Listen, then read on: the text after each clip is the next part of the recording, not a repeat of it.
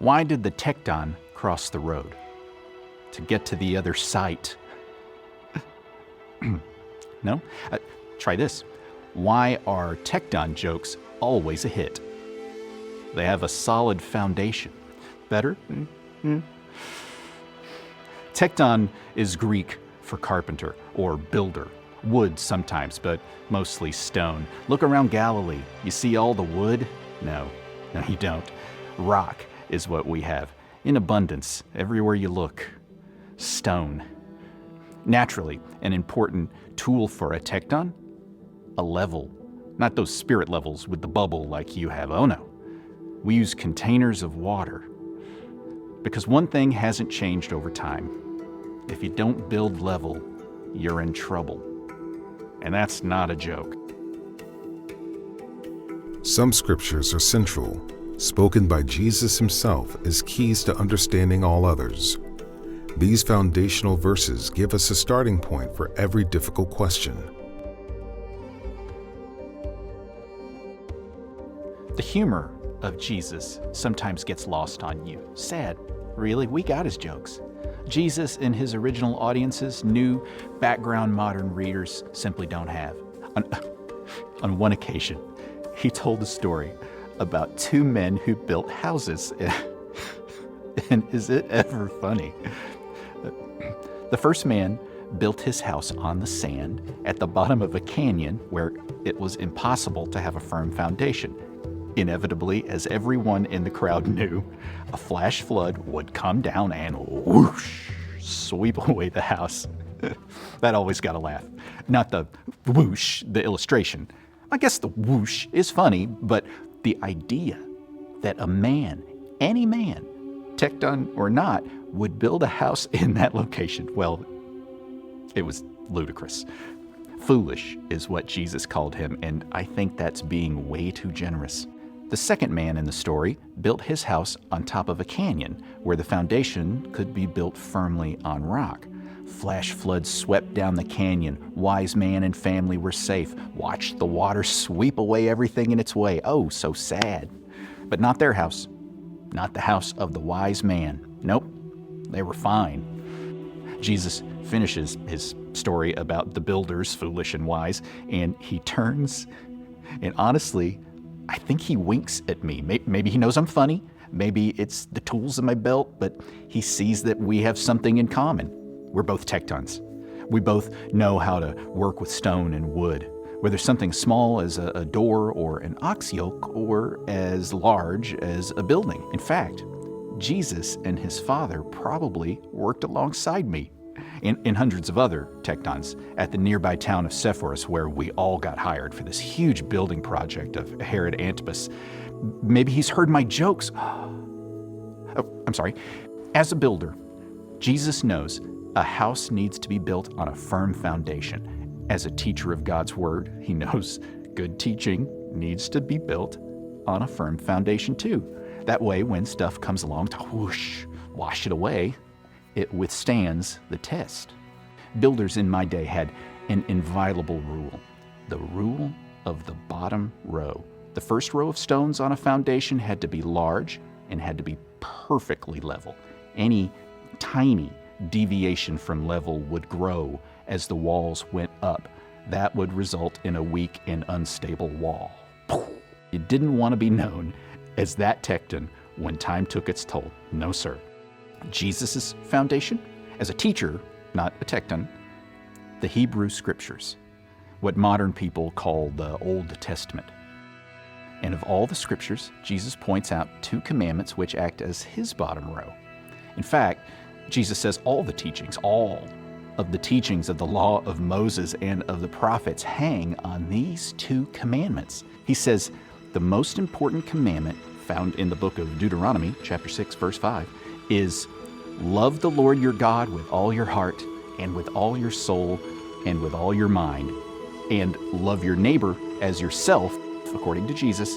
This was the second most important commandment found in the book of Leviticus, chapter 19, verse 18. In his Sermon on the Mount, Jesus seems to be referring to the second most important commandment as he summarizes all the law and the prophets with what is known as the Golden Rule. And don't act like it's just for kids on the playground. Listen, as if for the first time. So in everything, do to others what you would have them do to you. In everything. In business, in family, in extended family, in political discussion with extended family, in work, in play, in everything. These 3 commandments are about one thing: love. Love is the rule of the bottom row. The definition of love in these verses may very likely be different from a modern-day definition. The Hebrew word for love, ahab, is an undying commitment with the connotation of, I'm here, no matter what. It goes beyond temporary emotions, beyond a volatile mental state. This type of love is an action of the strongest, committed kind. Jesus had this type of love in mind when he told his apostles, if you love me, keep my commandments. No conditions, no outs. Doesn't matter what seems right to them, doesn't matter what the popular culture says. If you love me, keep my commandments. Sometimes love doesn't look like all warm and fuzzy. The type of committed love Jesus spoke about sometimes looks more like getting someone back on track. It could, at times, seem a little harsh. Parents know this love. Jesus gives us an example. He's in northern Israel, Caesarea Philippi, the center of pagan worship, where there is a literal place known as the Gates of Hades. The people believe it's a doorway to the underworld. It's here Jesus asks his followers who they think he is. Jesus is making a point.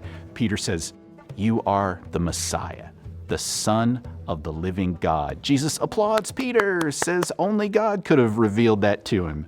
Following this historic Peter moment event, from that time on, Jesus began to explain to his disciples that he must go to Jerusalem and suffer many things at the hands of the elders, the chief priests, and the teachers of the law, and that he must be killed and on the third day be raised to life? Huh?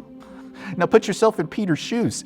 Jesus just confirmed he's the Messiah and applauded Peter for recognizing that fact. Yay, Peter!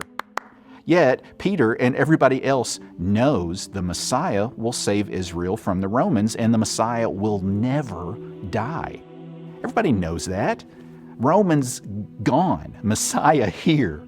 But Jesus just said he would be killed. Peter quickly mentally searches the entire Old Testament.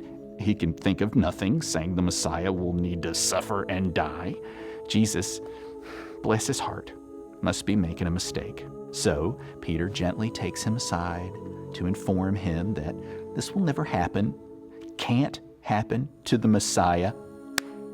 "Get behind me, Satan!" Oh, ouch!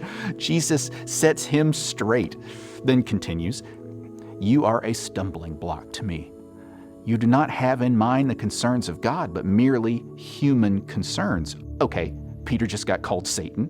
The other disciples, they got called out too. Jesus turns to them. "Whoever wants to be my disciple must deny themselves and take up their cross and follow me." Whoa. Jesus is saying, guys, this is going to be hard, really hard.